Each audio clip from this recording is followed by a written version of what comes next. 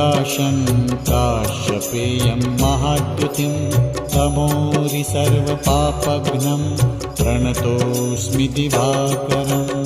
ॐ ह्रां ह्रीं ह्रौं स्वः सूर्याय नमः।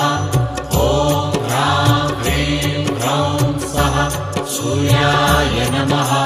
जपाकुसुमसङ्काशं काश्यपेयं महाद्युतिं तमोरि सर्वपापघ्नं प्रणतोऽस्मि दिवाकरम्।